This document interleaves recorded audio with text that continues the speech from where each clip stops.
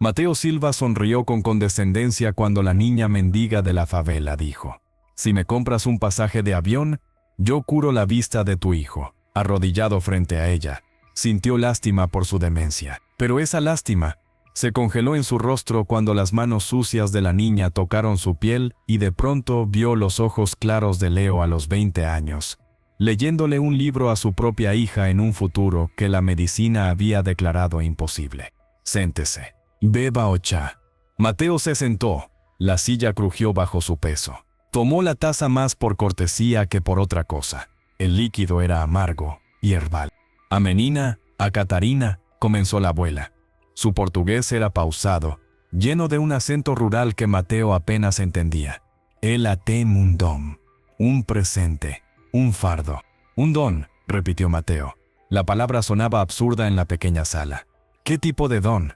«Ela ve», dijo la abuela, y sus ojos oscuros parecían penetrarlo. «Ela ve, o que está quebrado. Às veces, ela ve, como concertar, mas não é de graça. Nunca é de graça. O dom cobra un preso. Ella ve lo que está roto, y a veces ve cómo arreglarlo». Las palabras hicieron eco en las visiones de Mateo. «Pero no es gratis. El don cobra un precio». «¿Qué precio?», preguntó Mateo, su voz temblorosa. «¿Un pasaje de avión? ¿Es eso?». La abuela miró a Catarina. La niña bajó la vista a sus manos. «Non para min», murmuró. «Para otra. Uma que precisa fugir mais que eu». Mateo frunció el ceño, tratando de entender. «¿Para quién? ¿Quién necesita huir?». «Isso no importa para você», dijo la abuela con firmeza. «O acordo é o mesmo. Uma passagem de avião, para cualquier lugar. Só ida, en troca. A menina tenta, o que ela faz». «¿Intenta?». La elección de la palabra lo alarmó. «No es seguro». «Nada es seguro», respondió la abuela, y su mirada era antigua, llena de una tristeza infinita. «Principalmente os milagres, o este dom dela, ele cansa, ele dói. Cada vez dói mais. Ela não pode prometer nada, só pode tentar». Mateo miró a Catarina.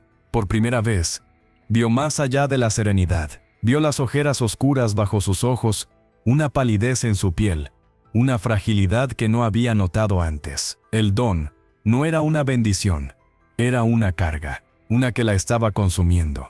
La lógica le gritaba que se fuera, que esto era una locura peligrosa, que estaba tratando con algo que no entendía, en un lugar donde no tenía control, poniendo su fe y la esperanza de su hijo en las manos de una niña enferma y su abuela. Pero entonces, Catarina alzó la vista y lo miró directamente. «O menino, Leo», dijo, y el nombre sonó extraño sagrado en su boca. «Ele gosta de historias de dinossauros, e tem medo do escuro, mas non quer que ninguén saiba. Ele acha que o pai é o homem mais forte do mundo».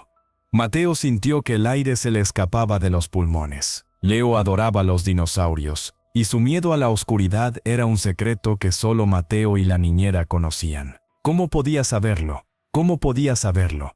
«Ele merece ver o mundo», añadió Catarina, y sus ojos se llenaron de una lágrima que no se derramó. «Merece ver las estrellas de verdad». Esa fue la gota que colmó el dique. La compasión en la voz de la niña, el conocimiento íntimo de su hijo, la evidencia abrumadora de que esto iba más allá de cualquier estafa posible. Todo se unió para silenciar finalmente a la voz escéptica en su cabeza. «¿Cómo?» Tragó saliva. «¿Cómo funciona?». Catarina se levantó de la silla, se acercó a él. Olía a jabón simple y algo más, a tierra húmeda, a ozono, como después de una tormenta. «Comas maus», dijo, como había dicho en el aeropuerto. Como que está quebrado en você también». «¿En mí?». Mateo se sintió confundido. «Yo no estoy enfermo». La niña lo miró con una triste comprensión. «Todo mundo está quebrado de algún jeito, señor Silva. A sua quebra é uma fortaleza vacía. Ela dói tanto cuanto a cegueira do menino. Só que você no chora».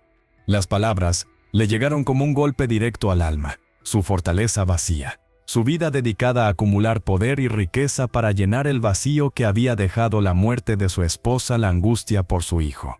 ¿Era eso lo que ella veía? ¿Lo que estaba roto en él? «O preso da passagem», dijo la abuela, interrumpiendo sus pensamientos. Eso a primeira parte. Para el atentar, você precisa pagar o preço de verdade. Mateo sintió un escalofrío. ¿Cuál es el precio verdadero?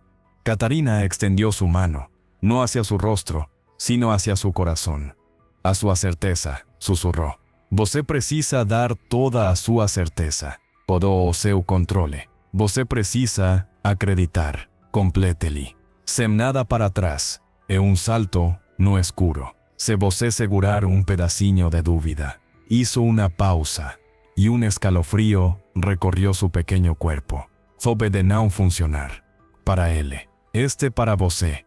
El precio no era dinero, era fe. Fe ciega absoluta, irracional. Era lo único que un hombre como Mateo Silva, que controlaba cada variable, que compraba seguridades, no podía dar fácilmente. Era pedirle a un pez que respirara aire. Miró a su alrededor, la pobreza de la casa, la seriedad en el rostro de la abuela, la fragilidad de la niña que sostenía un poder que la consumía. No había nada aquí que le inspirara confianza. Todo gritaba: engaño, desesperación, peligro. Pero miró los ojos de Catarina, esos ojos que conocían el miedo secreto de su hijo, y supo, en un nivel que trascendía toda lógica, que era real. Todo era real: el don, el precio, el riesgo. Está bien, dijo, y las palabras le quemaron la garganta, sabiendo que estaban cambiando su vida para siempre. Lo haré. Pagaré lo que sea. Haré el salto. Catarina asintió, una tristeza profunda en su mirada. Então, vamos começar, dijo. Mas lembre-se, o preço será cobrado, de un jeito o de otro. La abuela se acercó y puso una mano en el hombro de Mateo. Su tacto era sorprendentemente cálido, reconfortante. Feche os olhos, le dijo, e não os abra até que ela diga. No importa o que sentir, o que oír, o que vir, no abra os olhos. Mateo obedeció, cerrando los párpados. La oscuridad lo envolvió. Oyó el susurro de la abuela en portugués, palabras que sonaban antiguas, una oración o un hechizo. Sintió las manos de Catarina posarse en su pecho, sobre su corazón. Eran pequeñas, frías al principio, pero luego comenzaron a calentarse. Un calor que no era físico, sino algo más profundo, una energía que se irradiaba hacia adentro de él. Y entonces, las visiones regresaron. Pero esta vez, no eran del futuro, eran del pasado. Él tenía 7 años. Su padre, un hombre amargado y frustrado, le gritaba por haber traído a casa un B en matemáticas. Los Silva no somos mediocres, tienes que ser el mejor. Siempre, el miedo y la determinación se enroscaban en su estómago como serpientes. Él a los 18, rechazando una beca para estudiar arte en París, eligiendo en su lugar la Facultad de Economía, la sombra de su padre aún alargada sobre su vida. La primera vez que vio a Elena, riendo en una lluvia torrencial, y cómo instantáneamente archivó el latigazo de atracción porque las emociones son una distracción en los negocios. El dolor desgarrador cuando el doctor dijo, degeneración macular irreversible, y su inmediata reacción, ¿cuál es el tratamiento más caro del mundo? Lo compro. Cada memoria era una losa, un ladrillo en la fortaleza vacía que había construido alrededor de su corazón. Las manos de Catarina ardían ahora, no con calor, sino con una agonía purificadora que le hacía gritar en silencio, forzando cada pared, cada defensa, cada certeza que había usado para protegerse del dolor del mundo, del dolor de vivir. Era un tormento, era una disección de su alma. Sentía que lo estaban desollando vivo, exponiendo cada miedo, cada fracaso, cada herida que había enterrado bajo capas de éxito y dinero. Y a través del dolor, oyó la voz de Catarina, no en sus oídos, sino en su mente clara y compasiva. Deixa ir, para ele ver. Você precisa primeiro enxergar, precisa sentir. Tudo, deja ir, para que él vea. Tú necesitas primero ver, necesitas sentir. Todo, con un gemido que era la rendición total. Mateo Silva, el hombre más poderoso de São Paulo, dejó ir el control, dejó ir la certeza, dejó ir la fortaleza, se entregó completamente al fuego de esas manos pequeñas, al dolor abrumador de ser finalmente, completamente, vulnerable. No supo cuánto tiempo pasó. Podrían haber sido segundos o siglos. Cuando las manos se retiraron, estaba temblando, bañado en un sudor frío, lágrimas silenciosas recorriendo su rostro. Se sentía vacío, devastado, pero extrañamente liviano, como si un peso enorme hubiera sido arrancado de su pecho. «Puede abrir los ojos», dijo suavemente la voz de la abuela. Mateo parpadeó.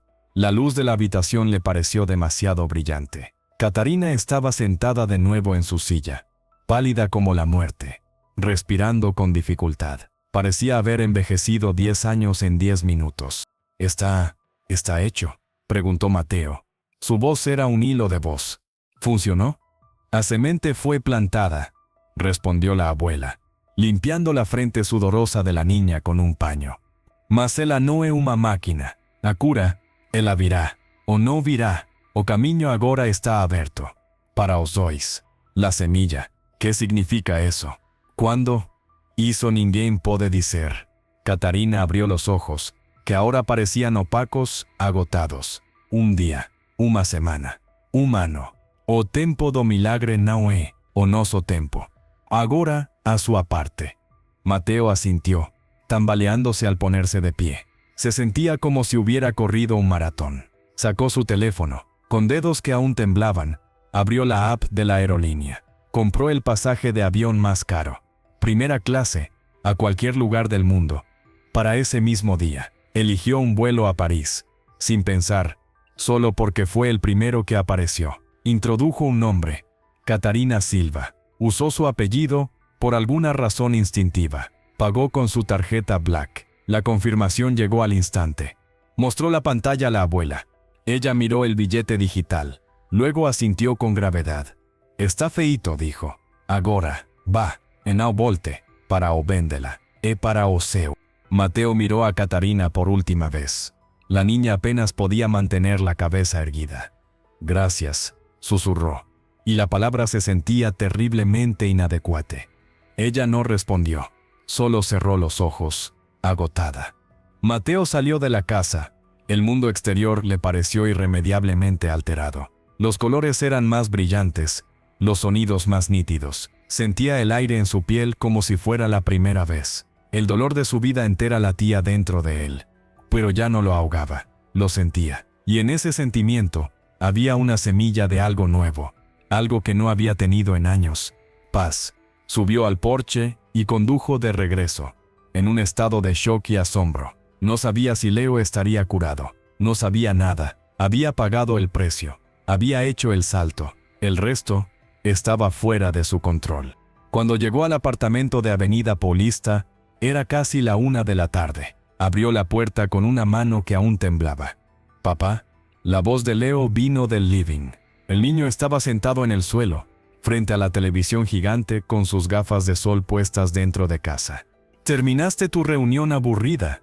«Sí, hijo», dijo Mateo, su voz cargada de una emoción que no podía ocultar. «Terminé». Caminó hacia el living y se arrodilló frente a Leo. El niño giró la cabeza hacia él, una sonrisa en sus labios. «La señora Dinah hizo pan de queso. Está riquísimo. ¿Quieres?». Mateo no respondió. Con una lentitud que le pareció eterna, alzó la mano y quitó suavemente las gafas de sol de la cara de Leo.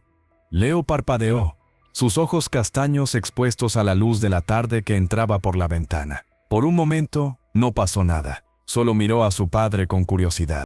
Y entonces, sucedió. Los ojos de Leo se abrieron un poco más. Una pequeña arruga de confusión apareció en su frente. Miró alrededor de la habitación, luego de vuelta a Mateo. Su boca se abrió ligeramente. «Papá», susurró, y su voz era diferente, llena de un asombro que no había tenido en años. Tu camisa es azul, un azul muy brillante». Mateo contuvo el aliento. Su camisa era azul celeste. Leo giró la cabeza hacia la televisión, donde un dibujo animado mostraba un paisaje lleno de colores exagerados. «Y ese árbol es verde, verde de verdad, no como el gris verde de antes». Su voz temblaba, «y tus ojos tienen rayitas amarillas alrededor de la pupila. Nunca las había visto».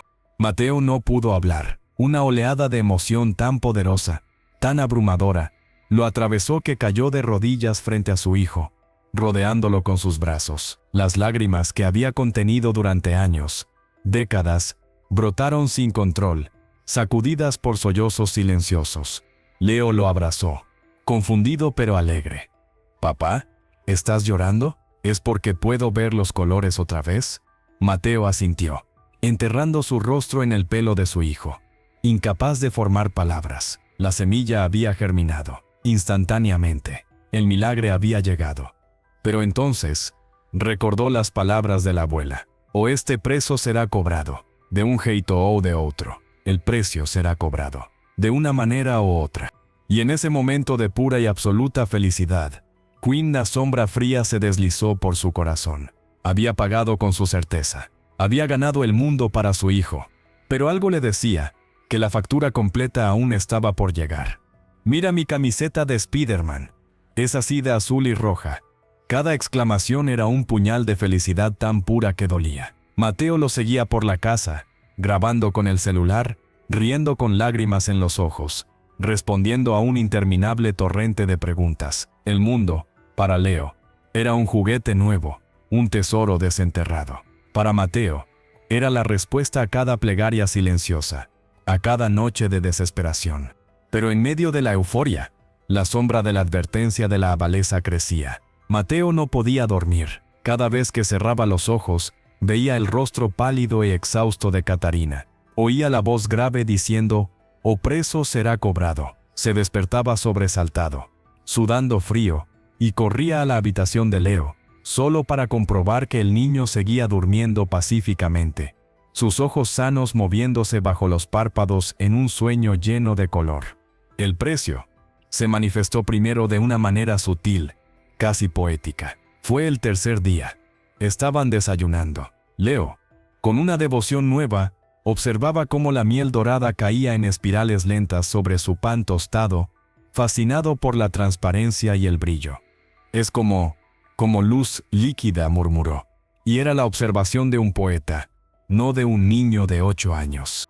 Mateo sonrió, con el corazón hinchado de orgullo. Pero entonces, Leo alzó la vista y lo miró. De verdad lo miró, por primera vez desde que había recuperado la vista. Sus ojos, ahora claros y llenos de profundidad, se posaron en el rostro de su padre. La sonrisa se desvaneció de sus labios. «Papá», dijo, su voz era pequeña, seria. «¿Estás enfermo?» Mateo se quedó paralizado. «¿Qué? No, hijo.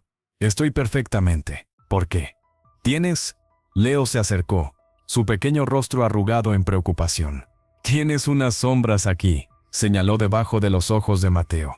«Y una línea aquí». Tocó su propia frente, imitando la arruga de preocupación que Mateo había cultivado durante años. «Pareces cansado, triste». El golpe fue silencioso y brutal. Leo no solo veía los colores, veía el peso que Mateo había cargado por años, el agotamiento, la huella de la fortaleza vacía que ahora, demolida, dejaba al descubierto la vulnerabilidad que había debajo. El precio no era una catástrofe externa, era esta, la incapacidad de ocultarse. Su hijo podía verlo, de verdad por primera vez, y lo que veía lo entristecía. «Es solo que no he dormido bien de la emoción, campeón», mintió Mateo, desviando la mirada. «Vamos, termina el desayuno que hoy iremos al acuario. Podrás ver los peces de colores de verdad».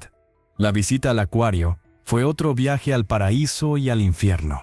La alegría de Leo al ver las medusas fluorescentes, los tropicales amarillos limón, el azul eléctrico del tanque de los tiburones, era contagiosa. Pero Mateo se sentía expuesto, desnudo. Cada vez que Leo lo miraba, sentía que el niño no solo veía su sonrisa forzada, sino la ansiedad que se retorcía debajo. La segunda factura llegó esa misma tarde, por correo electrónico.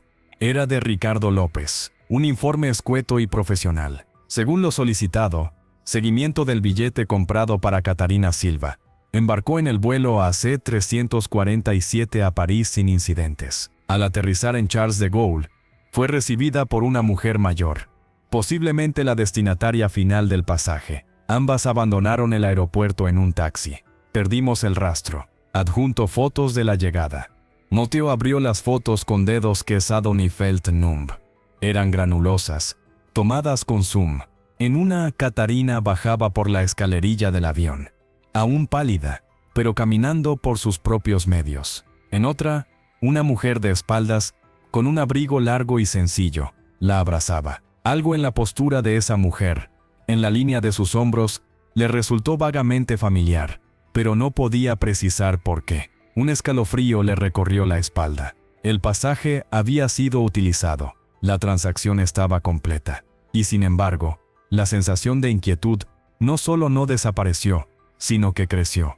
La factura final, la más dura, llegó desde donde siempre lo hacía, su imperio. Fue una llamada de su director financiero, voz temblorosa, a las 5 de la mañana del cuarto día. Mateo, lo siento, es el holding en Singapur. Las acciones se están desplomando en el mercado asiático. Balandro, ese hijo de puta de Balandro, debe haber filtrado lo de la oferta fallida por la empresa de biotecnología suiza. El rumor es que te estás volviendo blando, que perdiste el olfato, que estás distraído. Los grandes accionistas están entrando en pánico. Algunos piden una reunión de emergencia del consejo. Mateo escuchó, apoyado contra la pared de la cocina, viendo cómo los primeros rayos del sol iluminaban la ciudad. No sintió la oleada habitual de ira fría, la urgencia por contraatacar, por destruir a Balandro. Sintió cansancio, un cansancio óseo, profundo. La fortaleza vacía había sido su motor durante años. Sin ella, la maquinaria de su ambición parecía ruidosa, hueca, absurda. Mateo, ¿estás ahí? Sí, respondió. Su voz era calmada, extrañamente serena. Que se desplomen. ¿Perdón? Diles a los accionistas que sí, que he cambiado, que ya no creo que ganar a cualquier costo sea ganar, que si quieren mi cabeza que vengan a por ella, pero que no voy a jugar más sus juegos. Colgó en medio del balbuceo atónito del director. Se quedó allí, mirando el amanecer. El precio no era una sola catástrofe, era una descomposición. Era perder el miedo a perder. Era que su hijo pudiera ver su tristeza. Era que su imperio se resquebrajara porque él ya no tenía ganas de sostenerlo. Era la rendición de todo lo que había sido. De pronto, unos brazos pequeños lo rodearon por la cintura. Leo había salido de su habitación, atraído por las voces. ¿Otra vez el trabajo, papá?, preguntó, enterrando la cara en su espalda. Mateo se giró y se arrodilló, abrazando a su hijo con una fuerza que hizo que el niño protestara riendo. Sí, hijo, susurró. Pero no importa. Nada de eso importa. Leo se separó un poco y lo miró. Sus ojos ahora capaces de sostener la mirada, de leer las microexpresiones que antes se le escapaban. ¿Estás llorando otra vez?, preguntó, con la franqueza brutal de los niños. Un poco, admitió Mateo, sin avergonzarse, pero son lágrimas buenas. Es que te veo, y me alegro tanto que duele. Leo sonrió. Una sonrisa que iluminó la cocina más que el sol naciente. A mí también me duele a veces, confesó en un susurro. Ver tanto cansa, pero es un cansancio lindo. Hizo una pausa, jugueteando con el cuello de la camisa de su padre. ¿Y la niña del aeropuerto, la que me curó, está bien? La pregunta lo tomó por sorpresa. ¿Cómo sabía? ¿Lo había adivinado? ¿Era otra capa de su nueva percepción? Creo que sí, Leo. Creo que está bien ahora. Me alegro, dijo Leo con sencillez. Ella también estaba muy cansada. Se le veía en los ojos, como a ti ahora. Mateo abrazó de nuevo a su hijo, sellando en ese abrazo un pacto nuevo. El mundo exterior podía venirse abajo, su imperio podía convertirse en polvo, pero él tenía lo único que importaba. Había pagado el precio más alto por ello, y no lo lamentaba. Había comprado la luz para su hijo, y en el proceso, había disuelto las sombras que habitaban su propio corazón. La cura verdadera no había sido solo para Leo, había sido para él también, y el precio, aunque doloroso, había sido justo. ¿Y tú? ¿Hasta dónde llegarías por un milagro? ¿Qué sombras en tu vida estás dispuesto a enfrentar, a cambio de un poco de luz? Este viaje de transformación y el peso de nuestras elecciones es lo que exploramos en Instantes Reveladores. Suscríbete al canal y descubre qué otros precios esconde el milagro de ver. El Bentley Bentayga color negro azabache se deslizó hasta el borde de la acera con un susurro casi imperceptible. un contraste obsceno con el crescendo cacofónico del Aeropuerto Internacional de São Paulo Guarulhos. La puerta trasera se abrió antes de que el vehículo se detuviera por completo, y las pequeñas piernas de Leo, enfundadas en unos vaqueros limpios y zapatillas de marca, saltaron al suelo caliente. «Vamos, papá, que se va el avión», gritó el niño de 8 años, tirando de la mano de su padre con la energía desbordada de quien anticipa las vacaciones. Mateo Silva rió, un sonido profundo y raro que le arrugaba los ojos alrededor de los lentes de sol de diseño. A sus 45 años, cada línea de su rostro contaba la historia de batallas ganadas en salas de juntas, de noches sin dormir convertidas en millones. Su traje era una armadura de lino blanco impecable, cortado a medida para un cuerpo que aún se mantenía firme gracias a un entrenador personal y a la tensión perpetua del poder. «Tranquilo, Leo. El avión no se va sin nosotros», dijo, ajustándose las gafas de sol con una mano mientras con la otra agarraba la maleta de su hijo, una pequeña obra maestra de aluminio y fibra de carbono. «Es nuestro avión». La afirmación no era una metáfora. El jet Gulfstream Y650ER, esperando en la pista privada, llevaba el logotipo discreto de Silva Holdings en su cola.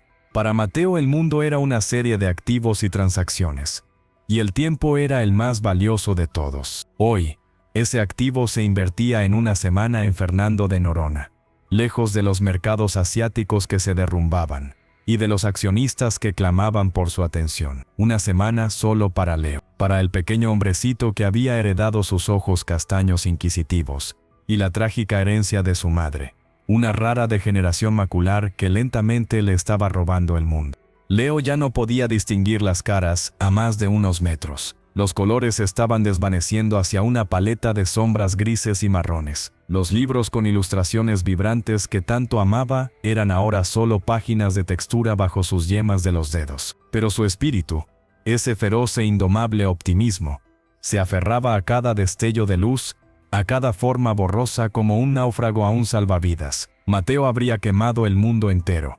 Habría convertido cada una de sus posesiones en humo, con tal de comprarle un solo día de visión perfecta a su hijo.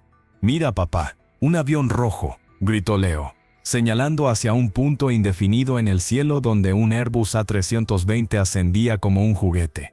«O este azul, es azul». Mateo siguió la dirección del pequeño dedo, su corazón apretándose en un puño invisible. El avión era blanco.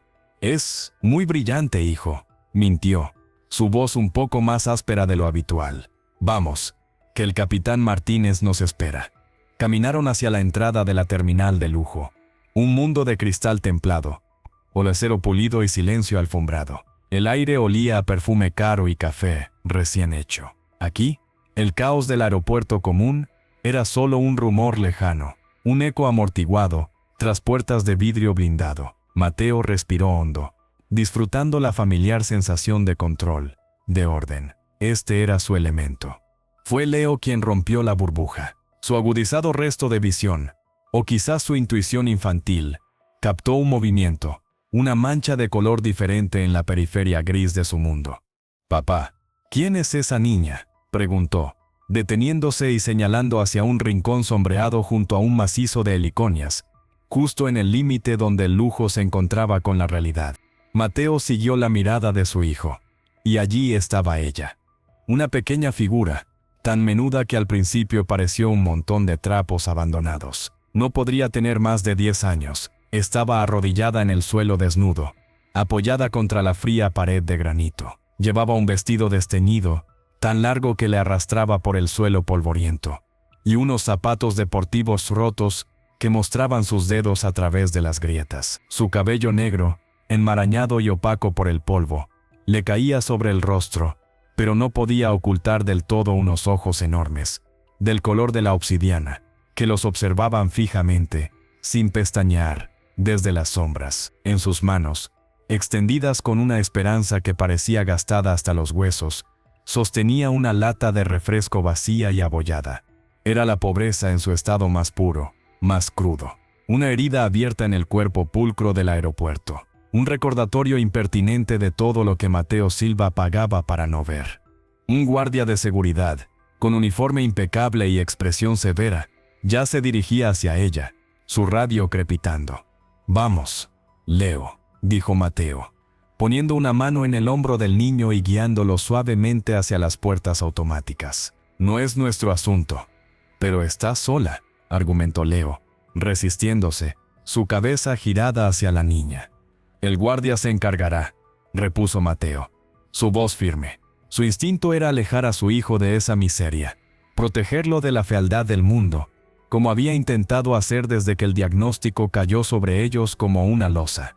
El guardia llegó junto a la niña. Mateo no pudo oír las palabras, pero el tono era claro, autoritario, despectivo. La niña ni siquiera se inmutó. No mostró miedo ni súplica, solo alzó un poco más su lata vacía, como si ese gesto fuera un argumento incontestable. Sus labios se movieron, pronunciando una frase que se perdió en el rumor del tráfico. Fue entonces cuando Leo actuó, con la velocidad sorpresiva de un niño.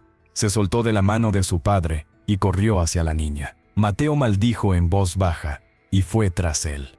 «Leo, espera».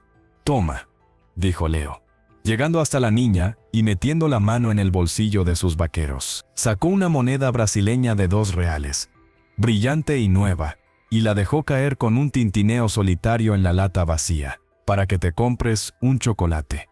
La niña miró la moneda, luego alzó la vista hacia Leo. Sus enormes ojos oscuros se posaron en el rostro del niño, estudiándolo con una intensidad desconcertante. No sonrió, no dio las gracias. Su mirada era antigua, cargada de un conocimiento que no pertenecía a una niña. El guardia, irritado por la intromisión, agarró a Leo del brazo con brusquedad. «Oye, niño, lárgate de aquí, vete con tu papá». Fue el tono, la brusquedad del gesto, lo que hizo estallar a Mateo.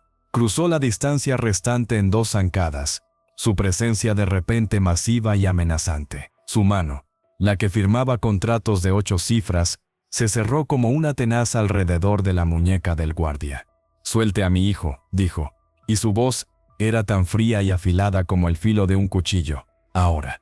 El guardia, sorprendido por la ferocidad silenciosa del hombre, soltó a Leo inmediatamente. Tartamudeó una disculpa, reconociendo en el traje, en la postura, en la furia contenida, a alguien cuyo enfado podía costarle no solo su trabajo, sino mucho más.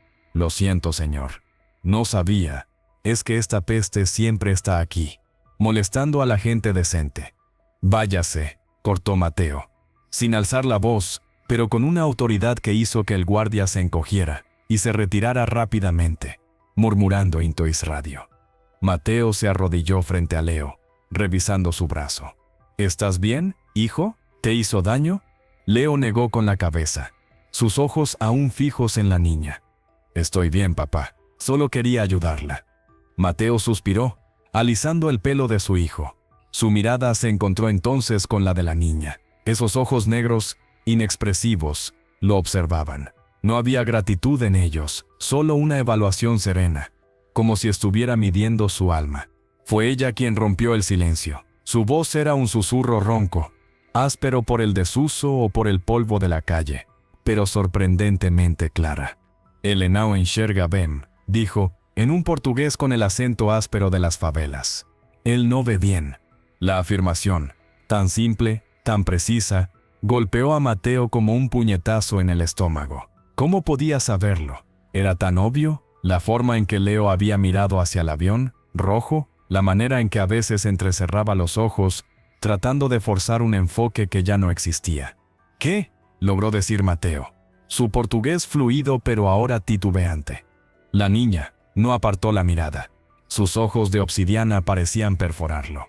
«O este menino, seus olhos, eles estão doentes». El niño, sus ojos, están enfermos.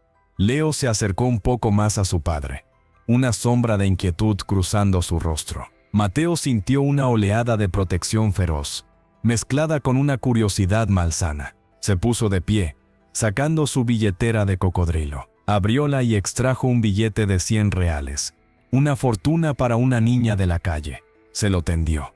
«Toma, para que comas. Y ahora, déjanos en paz». La niña miró el billete, luego alzó la vista hacia Mateo. Por primera vez, una emoción cruzó su rostro de desprecio. Un desprecio profundo y cansado que hizo que Mateo, inexplicablemente, se sintiera pequeño. Ella no tomó el dinero. En cambio, dejó la lata en el suelo. El sonido metálico de la moneda de Leo resonando en el silencio tenso. Se puso de pie lentamente, y Mateo se dio cuenta de lo pequeña que era, de lo frágil que parecía bajo el vestido harapiento. Pero había una fuerza en su postura, una dignidad inesperada que desafiaba su miseria. «Eu no quiero seu dinheiro», dijo, con una calma aterciora. «Entonces, ¿qué quieres?», preguntó Mateo, impaciente, sintiendo que perdía el control de la situación. La niña lo miró directamente a los ojos, y entonces pronunció las palabras que harían pedazos la realidad cuidadosamente construida de Mateo Silva. «Se você me comprar uma passagem de avião», dijo, cada palabra cayendo como una gota de plomo en el aire quieto. «Eu curo a visão dele». Si me compras un pasaje de avión, yo curo su vista. El mundo se detuvo. El rugido lejano de los aviones, las voces de los viajeros, el zumbido de la electricidad en el aire. Todo se desvaneció. Mateo solo podía quedarse allí, paralizado. El billete de 100 reales colgando inútilmente de sus dedos. Miró a la niña, luego a Leo, cuya expresión de confusión se profundizaba al no poder leer la conmoción en el rostro de su padre. Volvió a mirar a la niña. ¿Era una broma cruel? ¿Una táctica de mendicidad absurda? ¿Estaba loca? ¿Era una estafa elaborada? Su mente, ágil y entrenada para calcular riesgos y beneficios en nanosegundos, se negaba a procesar la proposición. Era ilógica. Era imposible. Era insultante. ¿Qué? Logró escupir su voz un hilillo de sonido. ¿Qué has dicho? «Uma passagem», repitió la niña, como si estuviera pidiendo un caramelo, no el pasaporte hacia una esperanza que él habría vendido su alma por obtener. Para cualquier lugar. Solo una ida. Este ocurro, os olhos do menino. La repetición, con esa tranquilidad demoledora, quebró algo dentro de Mateo. La compasión inicial, la irritación, la curiosidad, todo se convirtió en una ira fría e hirviente. ¿Cómo se atrevía? ¿Cómo se atrevía esta miseria ambulante, a jugar con el dolor más profundo de su hijo, a comercializar con su esperanza, a ofrecer una cura milagrosa a cambio de un billete de avión, como si estuviera vendiendo baratijas en un mercado?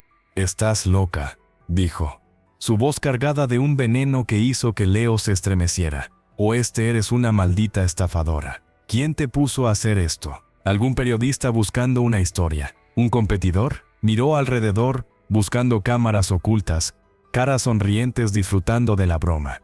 La niña no se inmutó, no negó, no se defendió, solo lo observó con esa paciencia infinita, esos ojos que parecían saberlo todo. «Ninguém me pôs», dijo simplemente, «é un acordo. Você dá a passagem, eu dou a visão».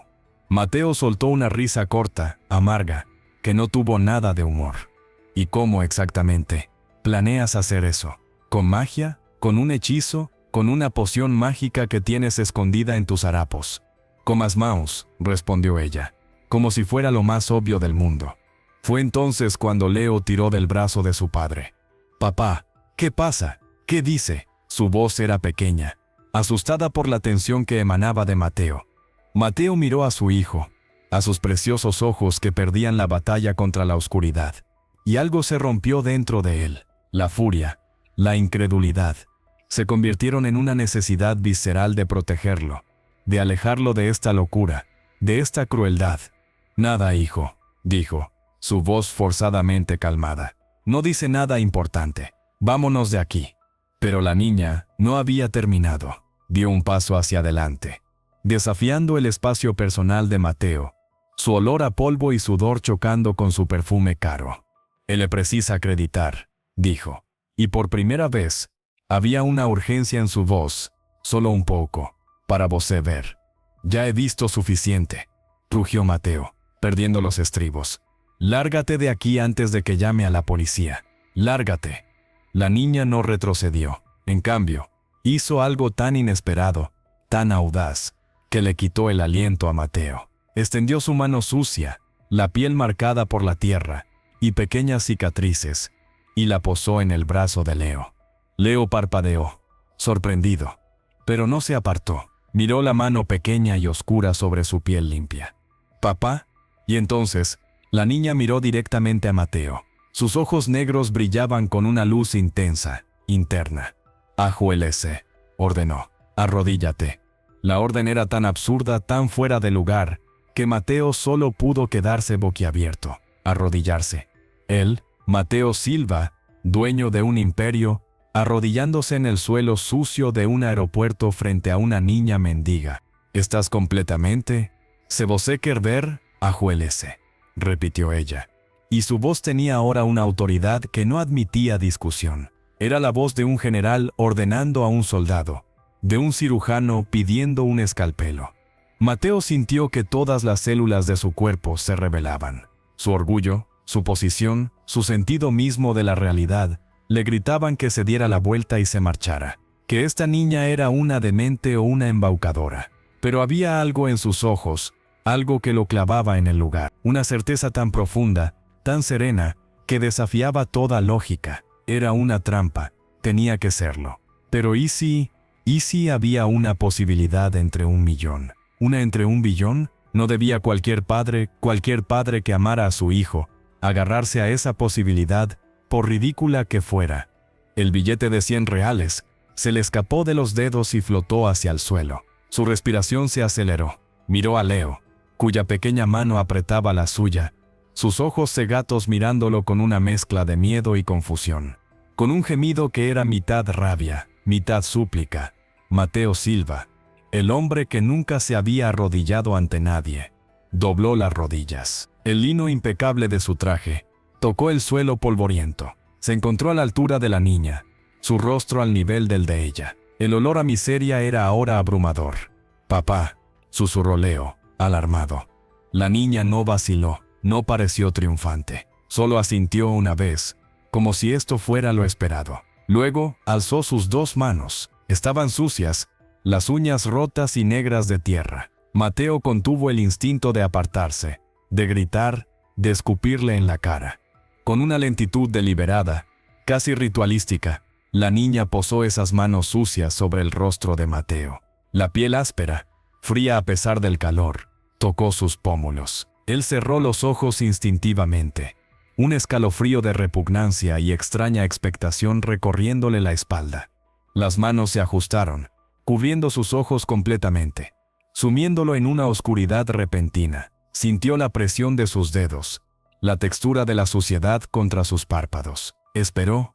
¿El qué? ¿Una sensación de calor? ¿Un zumbido? ¿Una luz divina? ¿El toque curativo del que hablan los charlatanes?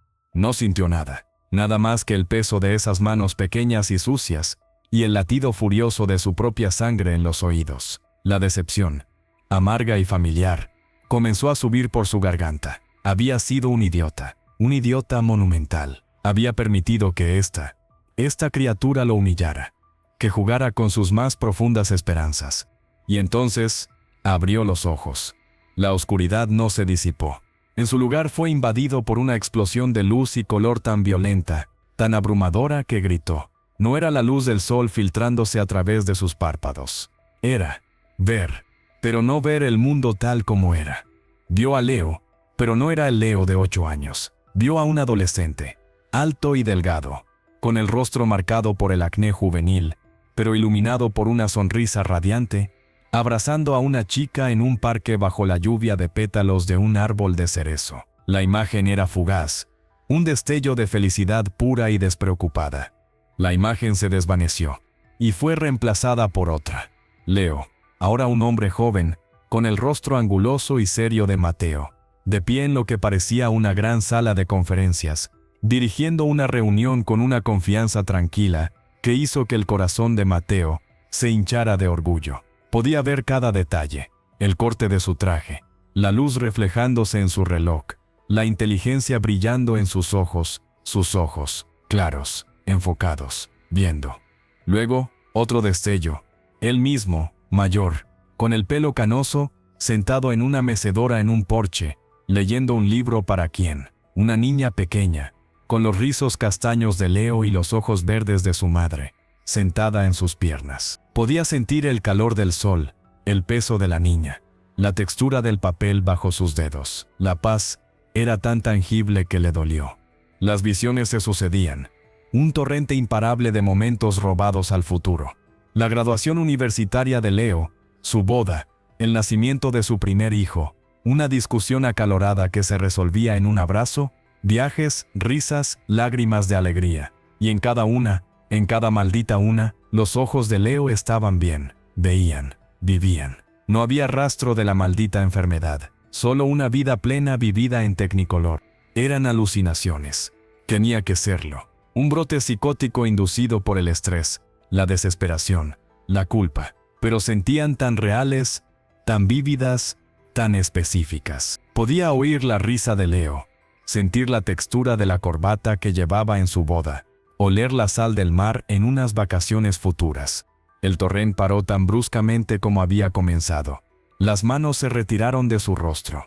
Mateo se desplomó hacia adelante, cayendo sobre sus manos, cadeando como si hubiera corrido una maratón. El mundo real regresó a trompicones.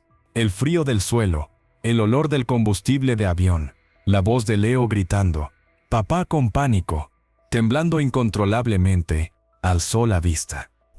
La niña seguía allí de pie, observándolo. Su respiración era calmada.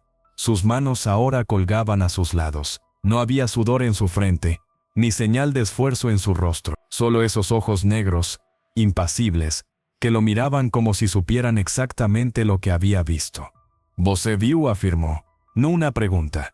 Mateo no podía hablar, no podía respirar, solo podía mirarla. Su mente gritando, negando, su corazón anhelando creer lo imposible. ¿Era real? ¿Había visto el futuro que podría existir si...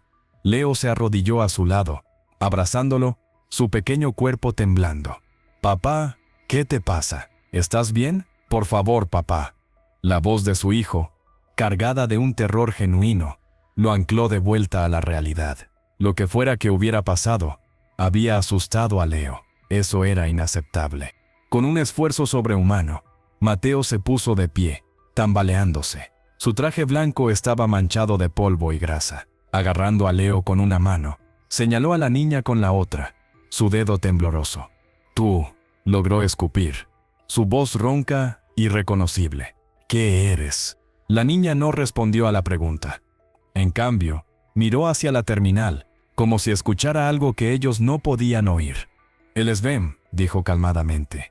«Ellos vienen». Mateo siguió su mirada. A lo lejos, vio a 2 guardias de seguridad, acompañados por el primero, avanzando hacia ellos con determinación. La situación había llamado la atención. La niña lo miró por última vez. No había miedo en sus ojos, solo una urgencia renovada. «A passagem», dijo. «José sabe dónde me encontrar. Amanhã, antes do meio-día. Al pasaje, usted sabe dónde encontrarme. Mañana, antes del mediodía». Y entonces, antes de que Mateo pudiera responder, antes de que los guardias pudieran llegar, la niña se dio la vuelta y se escabulló en un abrir y cerrar de ojos entre la multitud. Su vestido desteñido desapareciendo entre las piernas de los viajeros como un fantasma.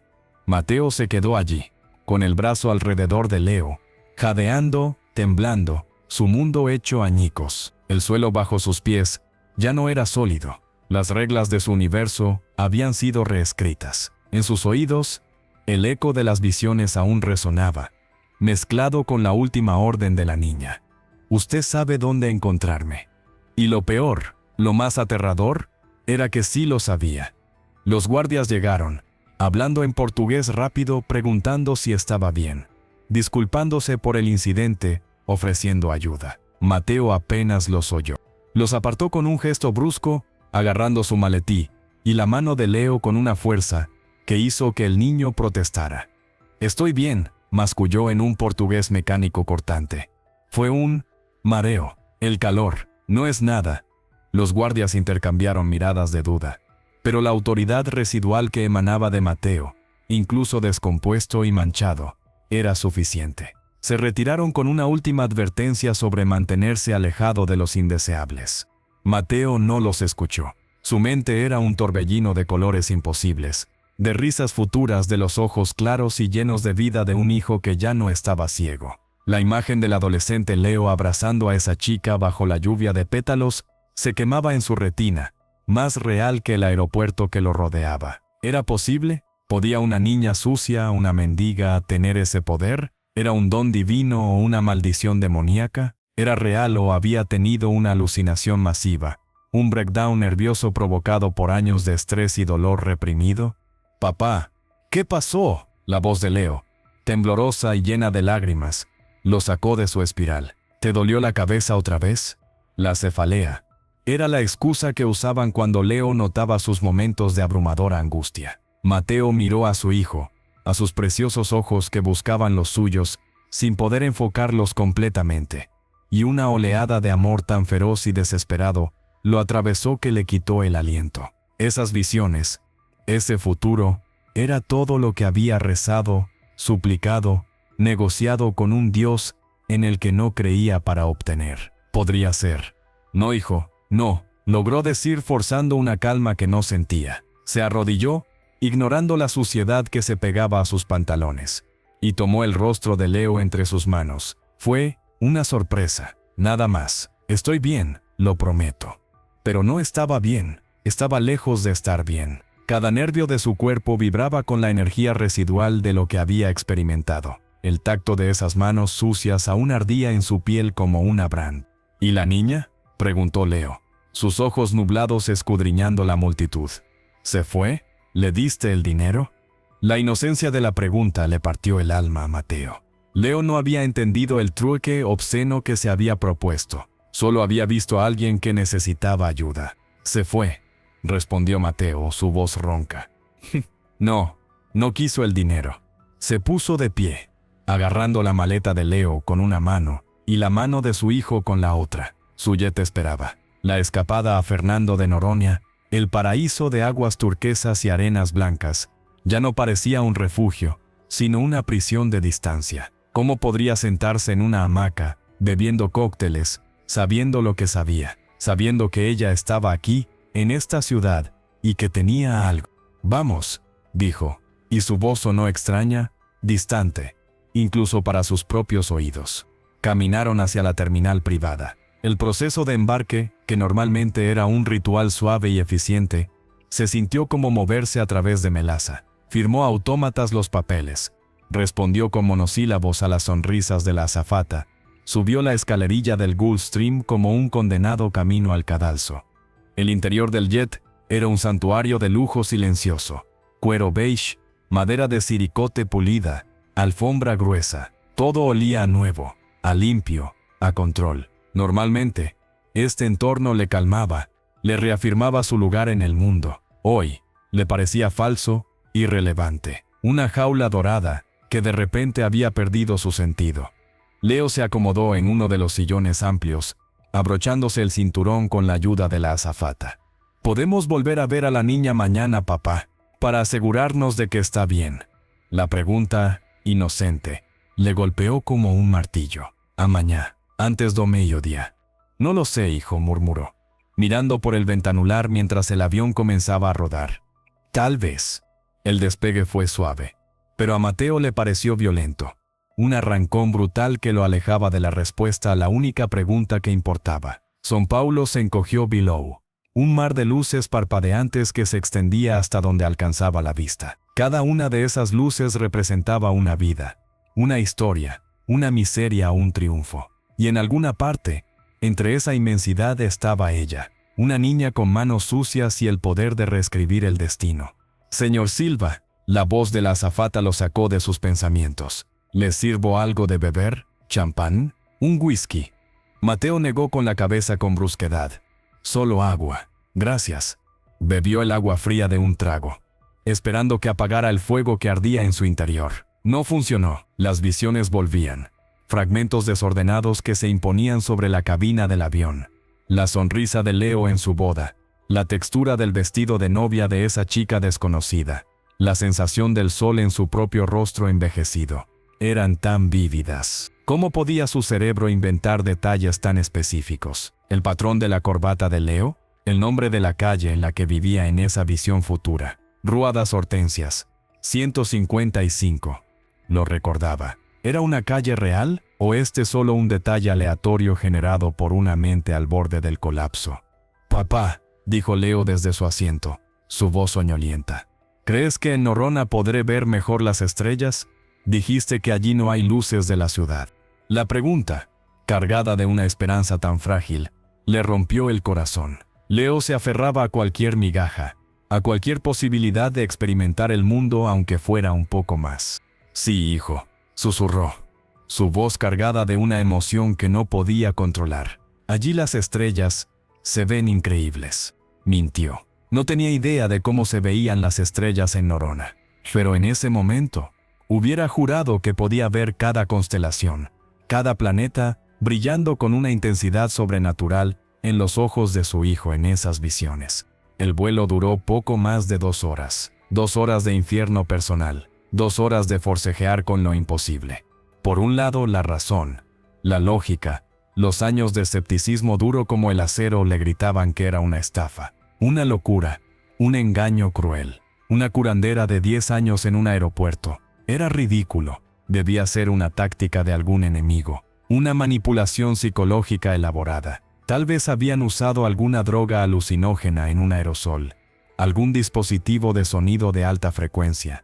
Algo. Tenía que haber una explicación racional. Pero por otro lado, esas visiones no eran como sueños, eran experiencias. Había vivido esos momentos, había sentido la textura de la corbata, el calor del sol, el amor por esa nieta que nunca tendría. ¿Podía el cerebro humano, incluso bajo estrés extremo, fabricar algo tan complejo, tan coherente, tan real? Y luego estaba Leo, su Leo. El precio no era un riñón, no era su fortuna completa. Era un pasaje de avión, un simple billete de avión. No valía la pena correr el riesgo por absurdo que pareciera. No debía agotar hasta la más remota, la más descabellada de las posibilidades por su hijo. El aterrizaje en Norona fue aún más suave que el despegue. La pista estaba iluminada por antorchas. El aire cálido y salado entraba por la puerta abierta. El paraíso. Pero para Mateo podría haber sido un paisaje lunar. Estaba ausente, mecánico, mientras un empleado del resort los recibía y los llevaba en un carrito eléctrico hacia la villa privada que había alquilado. La villa era espectacular, colgada sobre un acantilado con vistas al océano Atlántico, abierta, lujosa e impecable. Leo corrió por el living principal, gritando de alegría, al encontrar el acuario integrado en la pared, lleno de peces tropicales de colores vibrantes. «Papá, mira, son azules». «¿Verdad que son azules?», gritó, presionando su nariz contra el cristal. Mateo miró los peces. Eran azules, un azul eléctrico, casi irreal. «Sí, hijo», respondió, su voz apagada. «Muy azules». Pero su mente no estaba en los peces. Estaba en una calle polvorienta de una favela, buscando una dirección que tal vez ni siquiera existía. Rua das Hortensias, 155. Ayudó a Leo a ducharse y a meterse en la cama, king size de la suite principal. El niño estaba agotado por la emoción del viaje, y se durmió casi al instante, abrazando su peluche favorito, un pingüino desgastado llamado Pingu. Mateo se quedó sentado en el borde de la cama, observando el suave rise and fall de su pecho, el rostro sereno en la penumbra. Le acarició el pelo, su corazón un puño de dolor y amor. «Yo curo la bisaundele».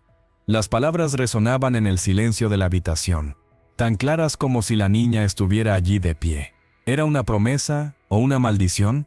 Se levantó y salió al amplio balcón. La noche era estrellada, tal como le había prometido a Leo. La Vía Láctea se extendía como un río de diamantes sobre el océano negro. El aire olía a sal y a flores tropicales. Era la belleza absoluta, la paz perfecta. Y él no podía sentir nada más que una agitación frenética, una urgencia devoradora. Sacó su teléfono satelital. La conexión a internet era lenta, pero estable. Dudó por un largo momento, sus dedos suspendidos sobre la pantalla. Buscar esto era cruzar un Rubicón. Era admitir que estaba considerando seriamente lo imposible. Era darle crédito a la locura. Pero la imagen de Leo, con 30 años, firmando un contrato importante con una sonrisa segura, lo empujó. Escribió en el buscador Rua das Hortensias, São Paulo. Los resultados aparecieron. Era una calle real, en el distrito de Jardín São Luís, en la zona sur, una de las tantas calles de una favela compleja y vasta. Las imágenes de Street View mostraban un camino de tierra irregular, flanqueado por casas de ladrillo visto y chapa metálica. Cables eléctricos enredados como lianas negras contra el cielo. No había número 155 visible. El carro de Google no había llegado tan lejos. Su corazón latía con fuerza contra sus costillas. Coincidencia. Su cerebro había tomado un nombre de calle al azar de su subconsciente y había acertado. O este era una prueba. Buscó luego, curandero, ceguera, niños, milagro. Los resultados fueron un mar de charlatanes, iglesias pentecostales, prometiendo sanaciones, artículos escépticos desacreditando curaciones milagrosas, historias trágicas de padres desesperados que habían gastado sus últimos reales en falsos profetas. Nada de una niña, nada de una mendiga del aeropuerto. La lógica se alzó, triunfante. ¿Ves? Es una estafa, una cruel, específica, horrible estafa dirigida a ti. Tal vez alguien sabía de la condición de Leo, había investigado sus movimientos, había puesto a esa niña allí. ¿Un competidor? ¿Alguien que quería verlo humillado, loco, destruido? Tenía sentido, más sentido que una sanadora milagrosa de 10 años. Cerró los ojos, frotándose los párpados con fuerza. Sí, esa tenía que ser la respuesta, era la única que encajaba en el mundo real. Pero entonces, las visiones eran solo sueños, alucinaciones inducidas por el estrés, sugestión.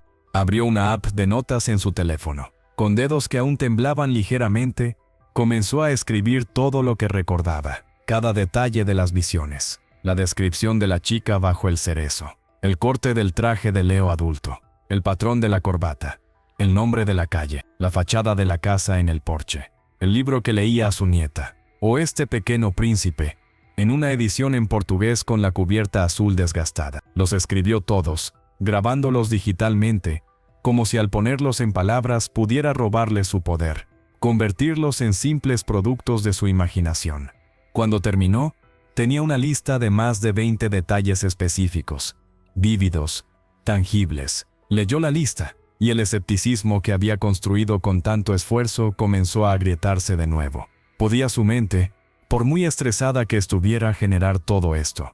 ¿Con ese nivel de detalle? ¿Era así como funcionaban las alucinaciones?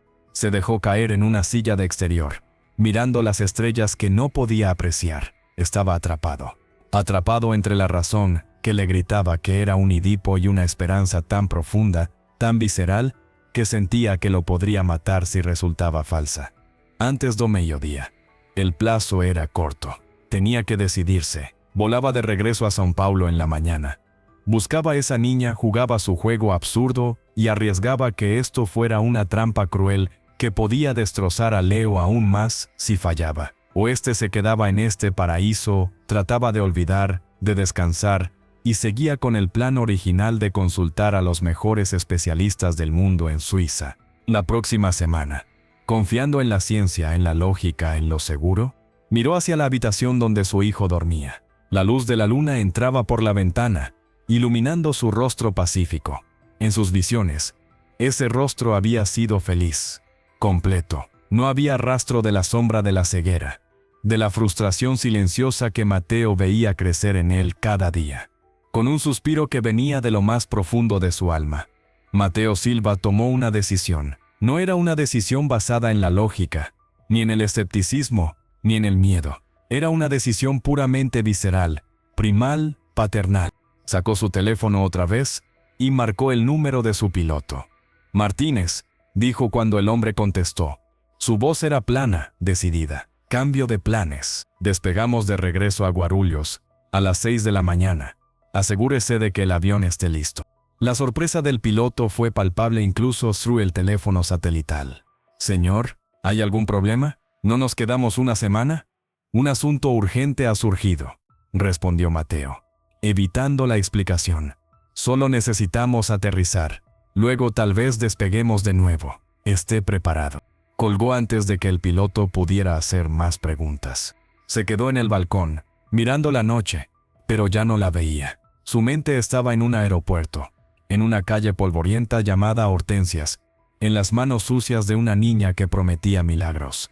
No sabía si estaba cometiendo el error más grande de su vida o tomando la única decisión que importaría. Solo sabía que por Leo tenía que intentarlo, tenía que saber. El precio era un pasaje de avión. Y Mateo Silva, el hombre que lo tenía todo, estaba a punto de descubrir si podía comprar lo único que realmente quería.